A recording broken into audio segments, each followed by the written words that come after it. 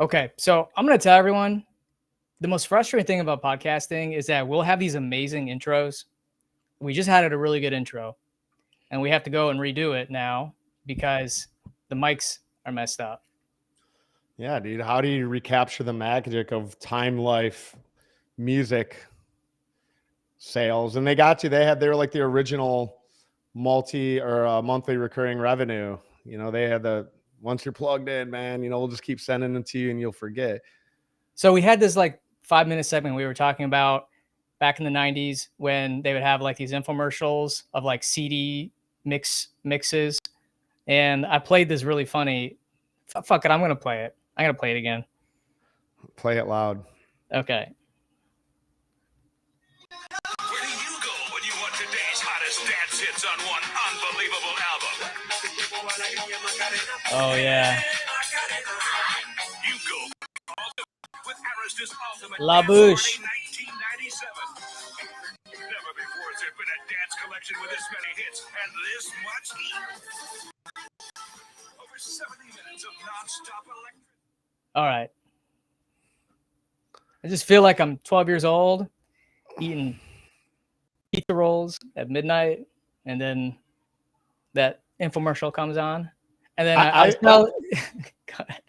feel like if you took a picture of yourself like sitting Indian legged on the floor with your head up, and you have like a pizza roll plate and you have your surge, like as a 40-year-old adult male, it would not be that wildly off track for exactly what you looked like when you were 12.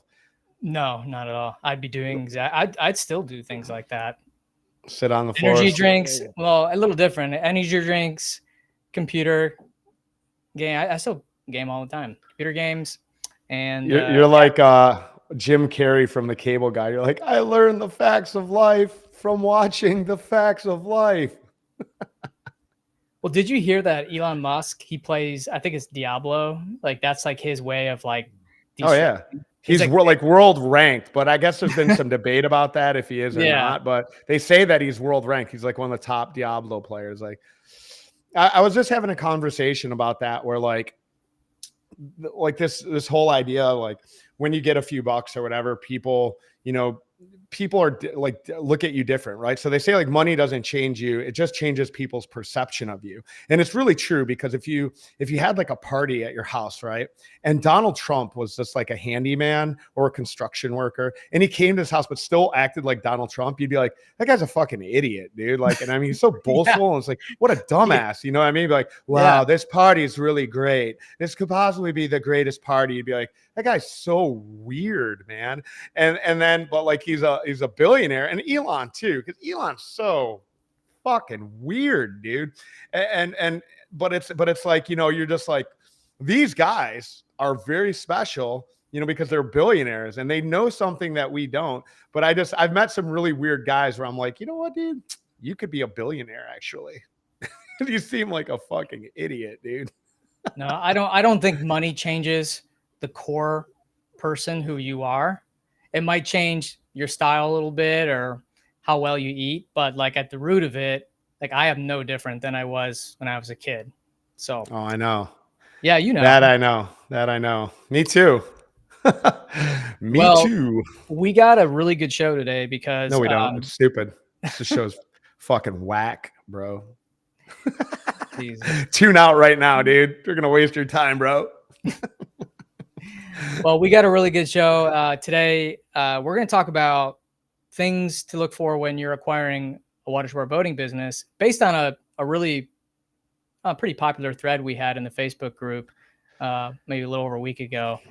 And before we get to the good stuff, just a few shout outs, announcements. Obviously, guys, every show we're going to talk about the port, but good news is by the time you're probably listening to this, you've already seen it, but our schedule is out.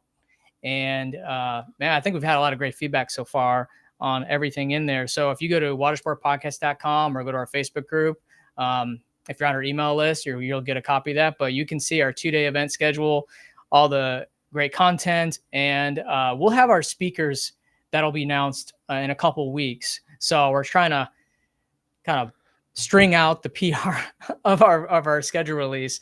But I don't know, Kevin, what do you think? What do I think about the event or what our topic today? No, our schedule. Oh, fucking dude. Yeah, man. I mean, like even though Well, what are I'm you not- most excited about? What topics are you excited about? I'm gonna fucking do my thing, dude. Don't you try and control me. Me and Greg had our first argument the other day. We're not going to get into what it was about, but we've never, in 5 years, we've never had, and it wasn't his fault. It was my fault, but I snapped and yelled. I got angry. And it was our first time, and I'm proud of that, actually, because I think in every good relationship, got to have a good knockdown drag out once in a blue moon, That was actually the second time. What was the first time? First time is when all the Crab Island parties were going on, and you like just had like an argument with the Crab Island promoter guy, and we were on the phone, and I was like just kind of giving you my suggestions, and you're like, "Fuck that." He's like, "I'm gonna do what I'm gonna do." I'm like, "Oh, okay." And you got like really testy, and I'm just like, I hung up the phone. I'm like, my wife's sitting next to me. She's like, "What's going on?" I'm like, "I don't know. That guy's nuts." I don't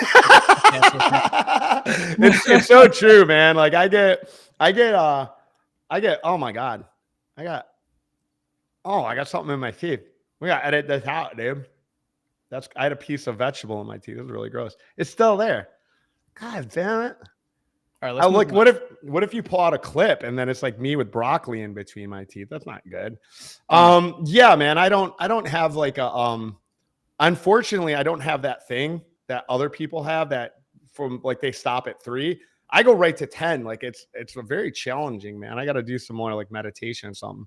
But yeah, no, the port, what am I most excited about? Me talking, I love it. Just fucking rambling and making people listen to me.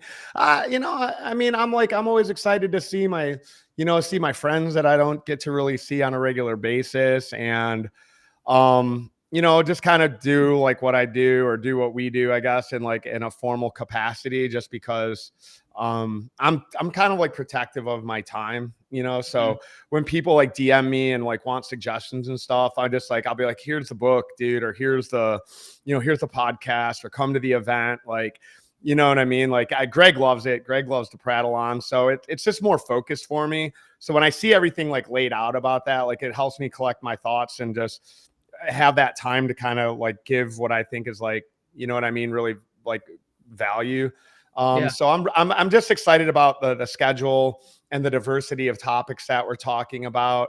And it's just much more focused. We've learned a lot in the last few years, and every year we're like, this is going to be the best event. Well, it is going to be the best event this year because Greg and I, we're not professional promoters. Like, again, we do this for the community. We do this to create relationships for us and for you guys, and to expand our learning base.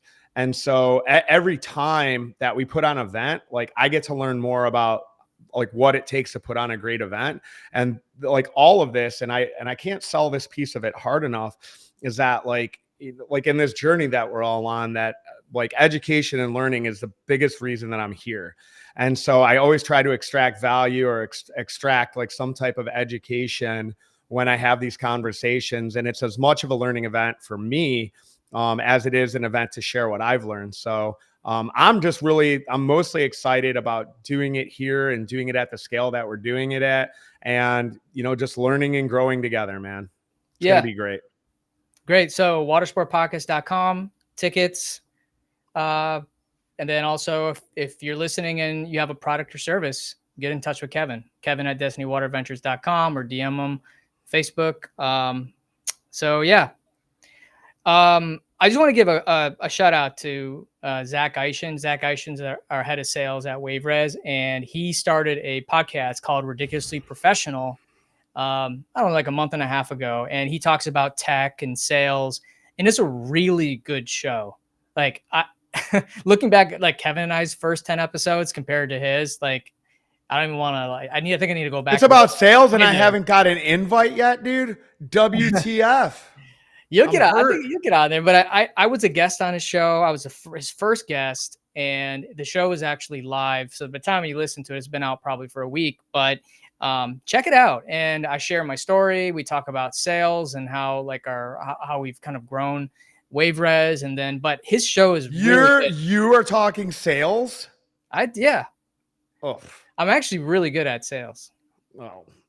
It's such a different style than your style. Oh, it's the worst, dude. Like I just bitched about you the other day. I'm like, man, Greg's gonna fluff him up for 30 minutes, dude. He's just gonna this sales call is gonna go 2.5 hours with Greg, man. I'm just like, look, man, like let's get to business here, dude. Here's what we can do. Here's why I'm excited about it. Here's why you should be excited about it.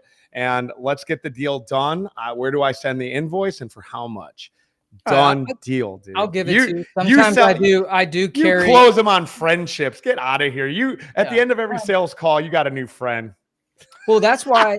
But here's the thing. This is why I hired Zach, because Zach closes and he's really good at what he does. And I need that. I need someone that's more to the point and could just close it. I will keep talking. I need someone to just like, okay, we're ready. We're there. They're warmed up. Let's hit. But yeah. Anyways, listen, I want to tell you though, I've had that problem too. Like where you get a deal and you're really excited about it and you keep going. And it's like, man, I'm sure Zach's talked to you about it. It's like when the deal's done, walk out of the door, dude. Stop talking because you will talk yourself out of a sale. And I've done it, dude. I've been guilty of it too. I'm like, oh yeah, man. You want to do business? I'm so happy. Let's talk for another hour. And then they're just like, oh well. I've changed my mind now. I'm like, son of a bitch. So his show is called Ridiculously Professional, and you can find it on Spotify or YouTube. So check it out. We're going to edit this out until I'm a guest, dude. I don't get to co-sign until I'm on. Some bullshit. A sales podcast and tech, and I'm not on there. I'm very, very offended at Zach right now. All right. Very offended. I will share this with him. I will take this note. Yeah. My feelings are officially hurt. So, Kevin and I, we're going to get to the show in a second, but Kevin and I are going to actually go on a trip. We have a couple. We got Ben Merrill from Power Up, Jason from Shoulder from Extreme, Alphonse Ilya from Destiny Water Ventures. But we're going to Detroit this weekend, and I'm so excited about this trip. So we're going to see Shane Gillis live. We have floor seats right there, and we're going to a Lions and Dolphins game. This has nothing to do with the show, and I'm just excited, but we're actually doing this. You're such a little kid, dude. Kevin and I are both from the Detroit area. So the fact that we're actually getting to go together back to our hometown, that's Let me ask you a question. Is this your first guys bro trip? Have you ever done anything like this? That's not a conference. Yeah. That's not a bachelor party. Yeah. But not just a guys trip. That's not a special occasion, but no. Oh, you're such a sweetheart, man. I'm gonna bring you a 12-pack of Surge, man. You and Jason can stay up all night eating pizza rolls and drinking Surge, watching movies as late as you want. You can stay up as late as you want. Dude, we're at a casino. Okay, so we're at a casino too. So we got a casino, football game, Shane Gillis. It's this is a vacation. This is truly a vacation. Anyways, I digress. So we're pumped. I'm excited as hell, dude. It's gonna be super fun. We're gonna go eat steaks and laugh at white boy comedy. That's what my trainer called it. He was like, Shane Gillis. He's like, is he one of those white boys comics? And I was like, yeah. He's in the Brat Pack white guy Brat Pack, yeah, for sure. But it's gonna be. I'm gonna also throw this invite. If you ever want to go and hang out with us. Nope, don't put that with you. Don't say us. Yeah. No, not with me. I've got enough. If anyone here is listening, they want to hang out. Nope. They can call Greg. My relationships come with transactions. You buy tickets to the port. You become a sponsor. We could talk about friendship later, but first the ink has got to dry on the contract, dude. Hey, listen, somebody said it to me once, and it's so true. He's like, look, man, if you want to be my friend, we're going to do business together. And I fucking love that, dude. Frankly, not to get crazy off topic, but I'm very much so like that because business is my hobby, dude. You know what I mean? It's it's what I'm interested in. It's look at all the guys that are going. We're all in some way, shape, or form. We all do business with each other. And listen, here's a little piece of Awkward Watersports Guys history. So Greg's got Wave Res, and he's got Trip Shock, and he's got your plugin. What exactly is the plugin called? Limit login attempts. Limit login attempts, and that's it, right? Yeah. And this, right? And then the podcast and the event, right? Is a business now. But I was actually very intimidated by Greg when we first met. And I was like, wanted to put on my best like behavior, not swear, be in the presence of like a real corporate guy. And so when we first started the podcast, well, we were talking about like, we didn't have it. There was no revenue. There was no dollars. There was no sponsorships. There was no event. And Greg said to me, he was like, I just don't want to start another business. Well, I'm actually a very sensitive person, believe it or not. And I always like, what did he mean by that? And then I was like, oh, he doesn't want to start a business with me because I'm dumb and he's smart. Like, I get it. You know what I mean? It makes sense, you know? So when I started TMBT, Greg would have actually should have been my partner on that, would have been the perfect partner for that business. But I didn't ask him because I was like, oh, he probably doesn't want to be in business with me because he said the thing about that. And that's why we're not business partners when people ask. But now we are because we have the event. And I feel like down the line, like, you know, Greg and I probably got a few things that we might cook up together because we're definitely two sides of a coin. And, you know, we work well together. So just a little bit of fun, a little fun history. But to my point, I like to do business. Like, it's exciting. It's like being in a band or starting a club. You know, like, what are you going to do? Like, have a golfing buddy and he goes his 9 to 5. And it's hard to have things in common with people unless they're doing business. And if they're hungry and excited, eventually you're just like, let's do something together, man. Let's spin something up together. And like, other than Jason, there's nobody on this trip that's going that I'm not affiliated with as a partner in one way or another. And I mean, frankly, I'm like, dude, one of these days, like, me and Jason should buy a house together or something. I don't know, just make some money together because it's fun. We might kill each other in the process, though, because we are very similar personalities, you know. And you know, it's hard sometimes when when it's 50-50 and you're both used to being the boss. It's like, you know, it's a challenge, right? Yeah. So, all right, let's get into it. So like I said earlier, we posted this message on our Facebook group about what are some different things that you look for when you're acquiring a boat water sport business. And there was a lot of comments and a lot of conversations. And a lot of bad advice. A lot of bad advice in that. a lot of bad things. I'm like, God.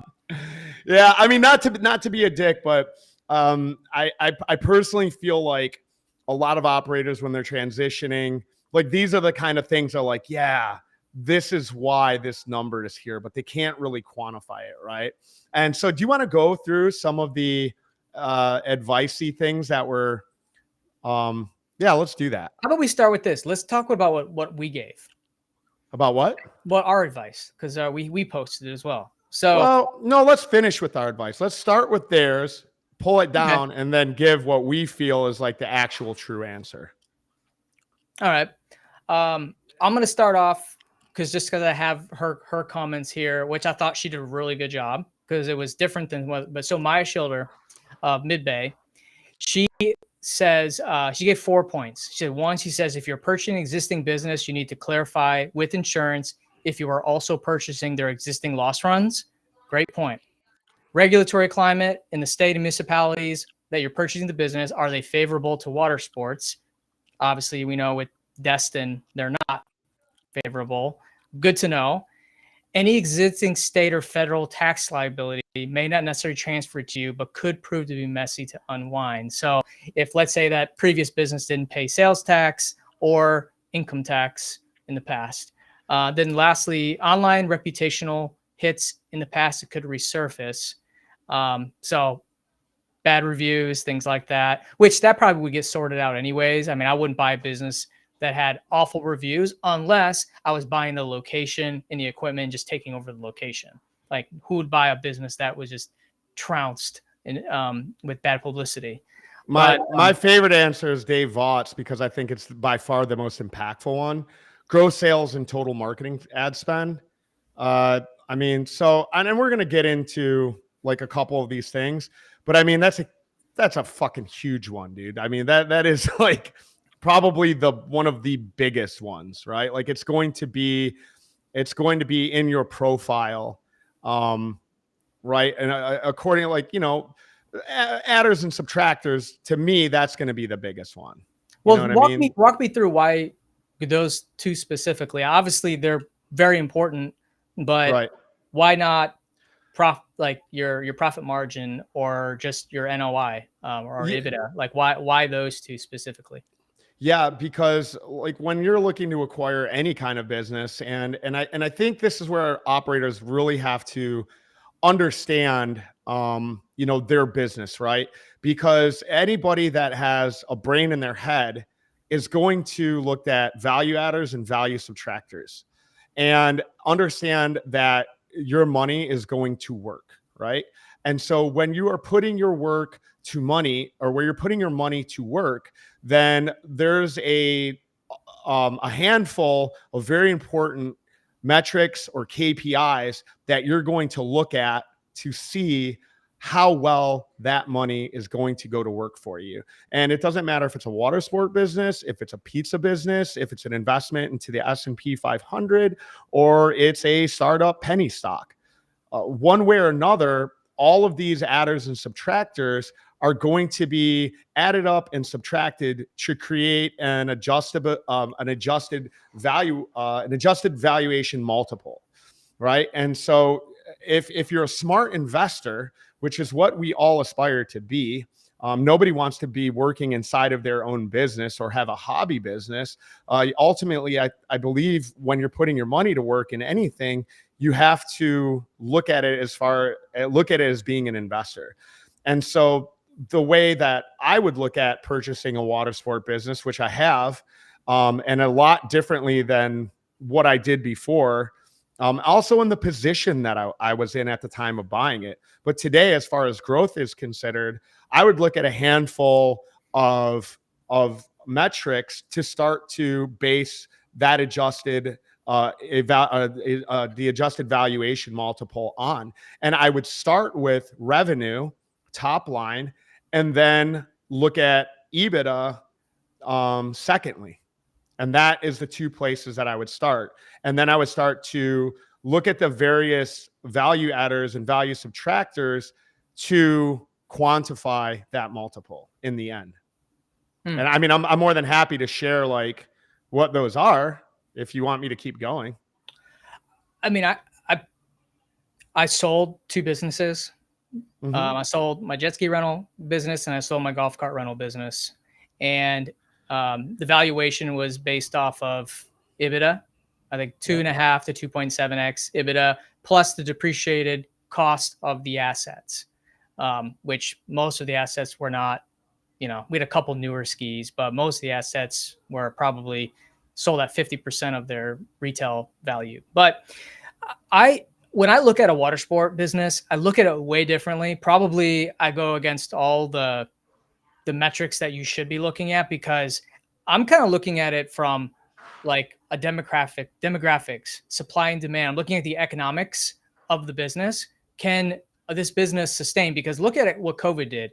Everyone had these phenomenal numbers in 21, 22, and even 2023. So it was really hard to know what they actually do. So you have to even go back further, which is hard to get numbers from 2018, 2019, if they haven't even been in business or they were new during that time. So I kind of look at things that are not like directly tied to their sales or marketing. Like I'm looking at permits. Do they have any specific permits that give them exclusivity? Like the moratorium in Destin, they have medallions, they call them, and they're really hard to come by and they're worth something. So those things. I look at leases. Do I have a good lease? There's a good foot traffic or visibility on the road? Because the thing is, if there's demand for boat rentals in your location, and you have a good location, and there's demand because you know the research and you can look at Google search trends, then if you get this business, no matter what it's really doing right now, that you can make it work because there's already a market there for that product. Now, if they have repeat business, that does play in advance, but like I'm going to be lean more towards those factors than I am as like the top line revenue or marketing spend? Because from my experience, I'm coming in there as an experienced operator and I know certain things already. So maybe I look at it a little bit differently than someone that's transitioning into the industry. No, no, no. I mean, so you know what you're talking about then is, again, you referenced adders and subtractors. So like if you look in like the case of COVID, then you have to look at a percentage of revenue growth percentage, right? So you have to look at year over year, is this company growing? You have to look at revenue retention. Are they keeping the customers that they have? You have to look at EBITDA margin. What are their profit margins, right? And those things are important because that is where you're going to extract the value.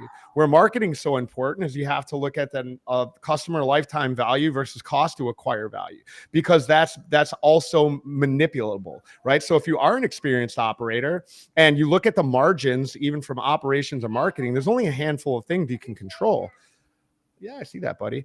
And revenue retention and to that point, cost to acquire to lifetime value ratio is also something that can be controlled through obviously clever marketing, better marketing.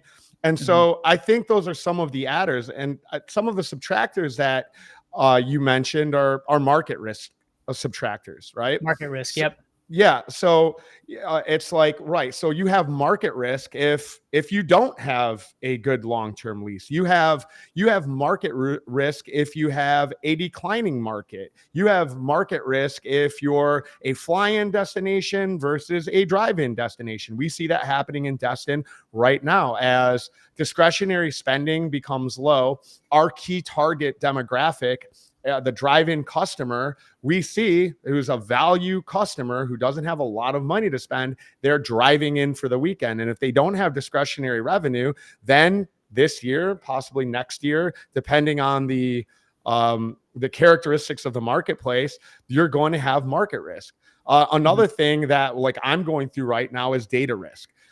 Do you have correct data? And is it being sent to you, or is it just in a big mess that you are constantly searching through to find that data? If your data is not presented in a clean, repeatable, actionable way, then how can you possibly make decisions to help and grow your business? So like with water sports specifically, right, things like leases, things like moratoriums, which is also very rare, right? Like that's pretty much like a Destin thing, right? But it's certainly a massive market risk for this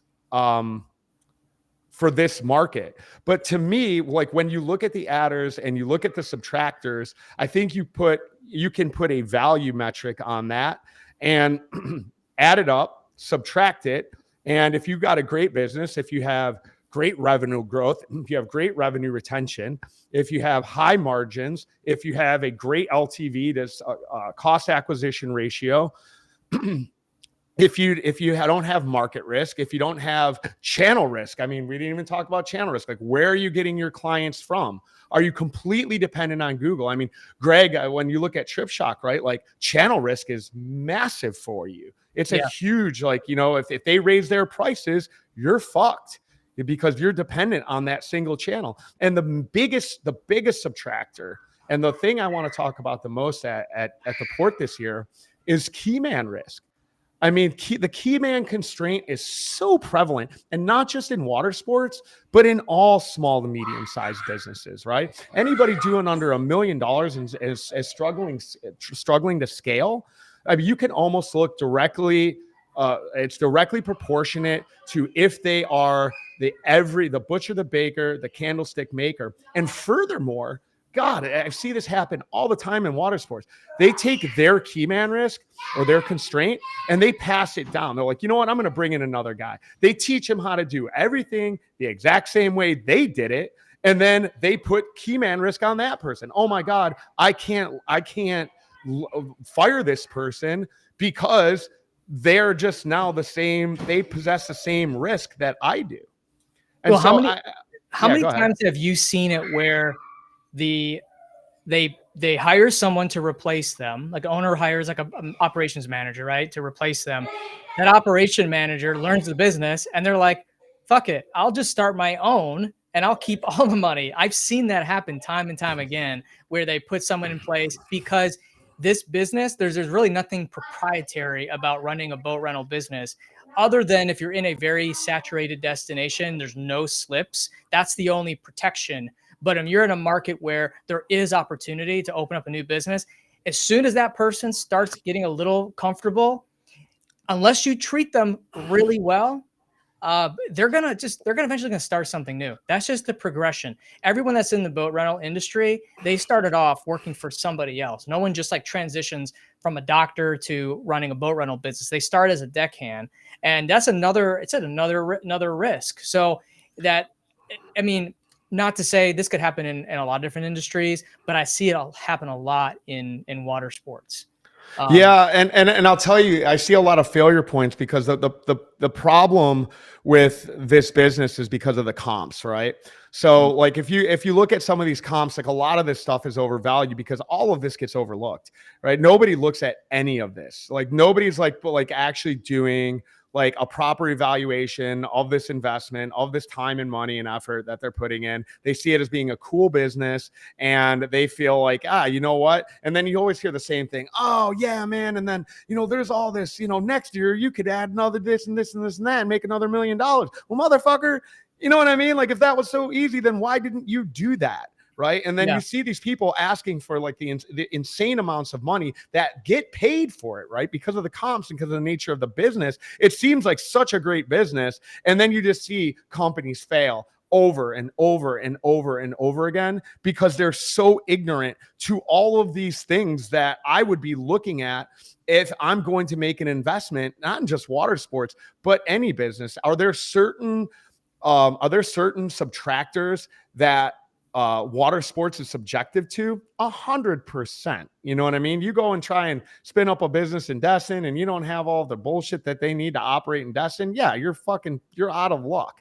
So, but I think so to this point, like with the Destin moratorium, people are like, oh, God, and I've heard it, man, like, oh, we're going to pay for the equipment. We're going to pay for the medallions. They're going to pay for, this. And then like when I look at their EBITDA margins, it's like, oh, well, cool, man. Like I should get back to even then in the next 8 fucking years, but it's okay because don't worry, there's all this potential for growth if you do A, B, C, and D. And I'm not in the business of wasting money and or time. Yeah. And so a lot of times when I see these guys list their shit, I'm just like, that's funny. You know what I mean? I'm sure somebody who has no idea what they're doing and will piss their money down. And I've done it. You know what I mean? I've done, I've put on things where I'm just like, oh, that was a fun way to set my money on fire because I didn't do enough due diligence. Well, let me ask you this. Sure. What are things that get you, so let's say you're looking at a business to buy, like what are things that get you really excited, excluding the EBITDA margins and all that? Like what are some things that are like kind of on that people maybe not think about that, like, okay, that's a big deal? I mean, it's hard. That's hard for me to say because if it's not a metric that I can't quantify, then it's hard for me to get excited. Like over the years, man, I've really just become more qualitative metrics. Sure. Like let's just say like a long-term lease at a high traffic or high visibility location on the highway. Like that's kind of what I'm getting at. I mean, yeah, yes and no. I mean, somebody could be on a month to month and just have a great relationship with their landlord, and for whatever reason, and they've been there 15 years, right? So yeah. I think that really speaks to market risk, right? So It's like, all right, yeah, you don't have a 5-year lease or a 10-year lease, or but how long have you been at this location? Like, what has your rent increases looked like? Is it adjusted for inflation? Has it just been willy-nilly? Are they taking a percentage? Long-term leases, depending on the market. So here it's very cutthroat. The landlords here sometimes I just feel like this market is like just a big episode of the Beverly Hillbillies, man. They were in the back shooting for some coon, and up came the ground, came a bubbling crude. And they're just like, well, so-and-so's getting this. It's not dependent on anything. Yeah. Well, I'm just saying, like, if I'm looking at a business to buy, the lease, and then also any exclusive rights or permitting, like Justin Buzzy from Get Up and Go. Justin has, I believe, some exclusive rights to some state parks for launching. Like, to me, that's valuable. That's something that I could even if I decided no longer run the business, I could sell the business just based off of those permits. Fishing charters, they have the federal permits that they don't even issue anymore. That's an asset. So Yeah, these are just like some things if it's that not, it's a job though. You know what I mean? Like a charter that's got an exclusive permit, it's like, all right, well, what's the potential for growth here? You know, like it's like, yes, it's an exclusive deal, but is it an exclusive deal that's scalable, or is it an exclusive deal that nets, you know, $60,000 a year and grosses 130, and that's it, right? Like you're buying yourself a job. I'm not saying that you need other metrics to make it make sense. I'm saying Yeah. these are things that move the needle for me as a buyer that I don't think people look for when they're buying a business. Like when I sold my business, the main reason why my golf cart rental business sold is because of our position on Google. That website was #1 in the map pack. It got a ton of organic traffic. And if you think about it, for what he spent on that business, if I was able to stay #1 for 5 years, and if you kind of like convert that to Google ad click cost, it's totally worth it to buy the business. But So again, it speaks to my framework though. So I guess I just going to put that in the channel. I'm going to put that in the channel risk category. I think you really, again, like with any business that you buy, I think you just have to have a set parameter. And if you get into something like that, right? Like where you're going like, well, man, I'm #1 on Google, right? And it's like, well, okay, like let's put a check mark. Let's assign a number to that. Right. So if you have zero channel risk, if you have great visibility, you have a great customer lifetime value, you've got great revenue retention.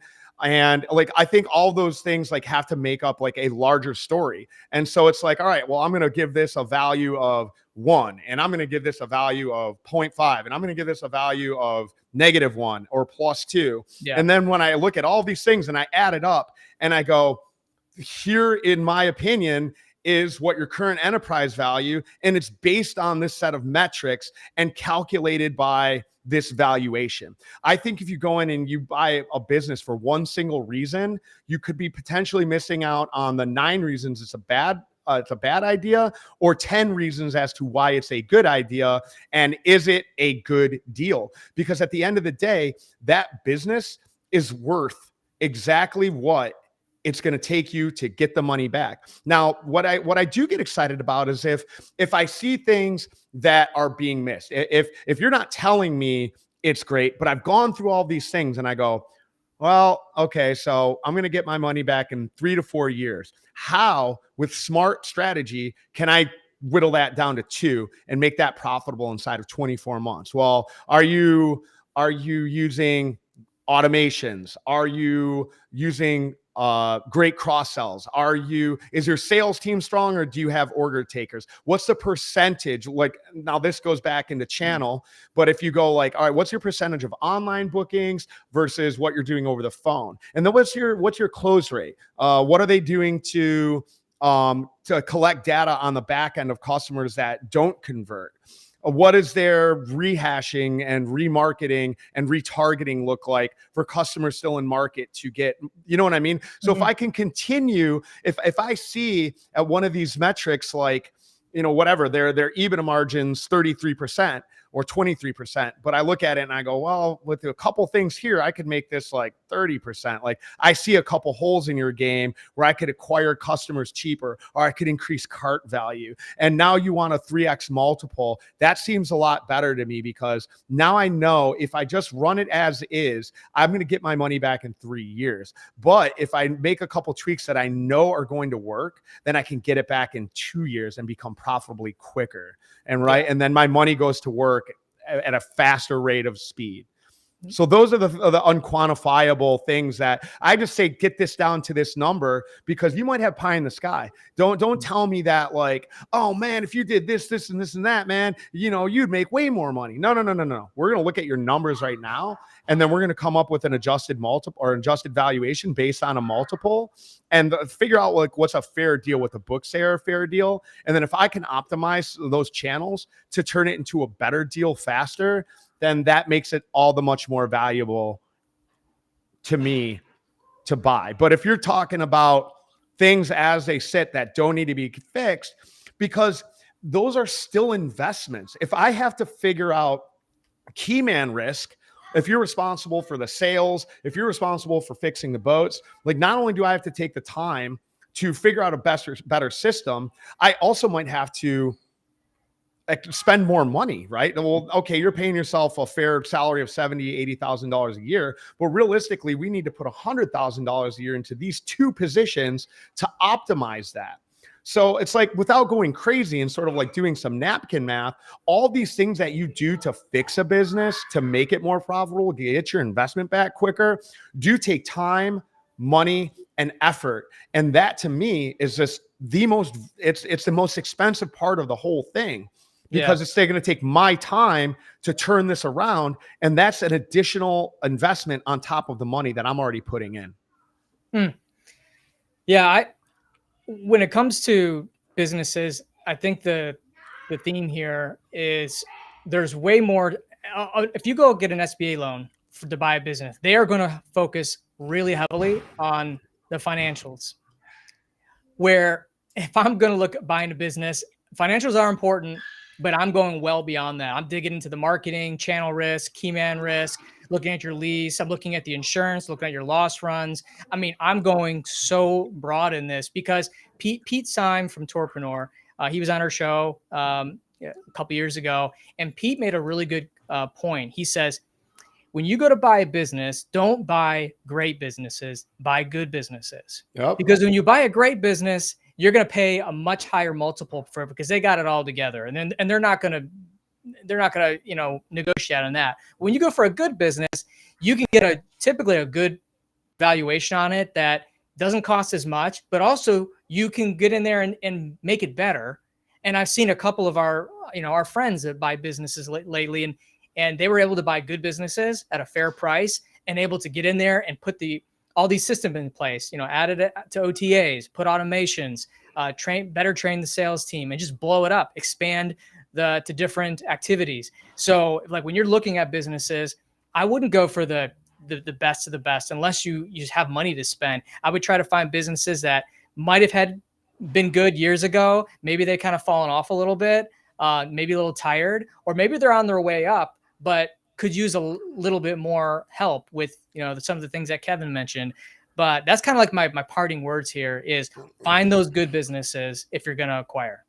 Yeah. And on the seller side, a lot of times, right. And this is like home buyers too, right? So I'm in a lot of like, real estate threads, and I unfortunately, a lot of real estate and threads on fucking Reddit, which is just about the worst place. I mean, it's Reddit and then X, you know what I mean? As far as just like god awful ideas, but you see it with home sellers, right? And especially with small to medium sized businesses who like, fucking profit and loss sheet and a balance sheet are like, oh, I don't even know what you're fucking talking about, dude. You know what I mean? Like enterprise value is just like they're, to rent a car. What are you talking? Like none of these guys. So it's the same thing. Like when you look in the housing market, right? You get these sellers who are just like so stuck on this number, right? It's like, it's not a good deal for us. It's just a good deal for whatever dumbass comes and buys your overvalued, over leveraged pile of shit, dude. And like at the end of the day, like I want to do a deal. And to your point, yeah, buying a good business at a fair price for something that works for both parties. But a lot of times, like with homes and small businesses, there's so much emotion wrapped up in it, right? It's not just an asset or a liability. And I implore operators, I implore you to think like an investor, not just an entrepreneur, but an investor, right? Because that's what this is. Okay. Like when I'm looking at like, and I'm not some like big time stock market investor, but I do look at entry points and then I hold forever, but I look for good deals. I look for good entry points. Am I catching the bottom or am I catching a falling knife? Usually, and I haven't got wiped out yet. I'm sure there's some bad times ahead that this will happen, but that also just presents an opportunity for me to buy more. So at the end of the day, like I'm not interested in your all-time high because you're fucking in love with it. You know what I mean? Like I'm like, that's great. You know what I mean? I know you think you have something special here, but at the end of the day, this is putting dollars to work. Is it a good idea? Is it a bad idea? Is it a good place to put your money, time, effort, investment, or is it not? And the business that you're selling, whether it be water sports, a pizza shop, or whatever, it's either a good deal or it's a shit deal, or there's something in between that works out for both of us. And if I go to the table and you're not willing to budge because you're just like, oh, I've got this great thing. Awesome. Then why are you fucking selling it, dude? At the end of the day, why are you selling it if it's this super great, huge, valuable opportunity? On the buyer side, I implore you to understand that. Like if you're looking at anything in the marketplace and somebody's just preaching that it's just the greatest thing since sliced bread and it just fucking brings all this money in and they only work 4 hours a week, then bitch, why are you selling it? You know what I mean? That's why Destiny Water Adventures isn't up on the marketplace today. Because like my business is for the most part pretty turnkey and its metrics are pretty fucking good. And it's just like, you know what, dude? Like, you know what I mean? I'm not down there. I do not have key man risk at Destiny Water Adventures. So why would I sell it, dude? You know, like maybe sure there's a time to retire or whatever, but at that point, if it's made you so much money, if it's done so fucking great, then you know what I mean? And you find a good buyer for it that's going to take care of it the same way that you did. That people are going to take care of your people the same way, keep the machine rolling and work something out that works for both parties. So the machine keeps rolling, dude. But what happens if you sell something and you have employees still there and you've pushed somebody to the gills on it where it's just like, fuck, you know what I mean? Like, oh, I better make this thing work in the next 5 years because all my money's wrapped up in it. And if it doesn't do what's promised, then the whole fucking thing collapses. If you love the thing, work out a fair deal and put it in the hands of somebody who's going to really do great at it. And I can't say that enough, dude. I sometimes I see deals where people are just so like this hamstrung on getting the most they can and fucking the other side out of it. Mm-hmm. I don't know. You have to. And so to me, to wrap it up, you have to look at those things. You have to look at everything that I just mentioned insofar as like giving a fair evaluation. And if you have to dream up some scenario where you're putting another 2x multiple on this business when you can see clearly that there's great things about it and bad things about it, you're just buying a bad investment. That's Great. My take on it. Well, we'll end it on that note. And that's a wrap. It's a good show. Yep. Again, get your tickets for the port, www.watersportpodcast.com 2025 port conference. We will see you soon. And until next time, what do we say? Keep it awkward. Keep it awkward. All right. See you, buddy.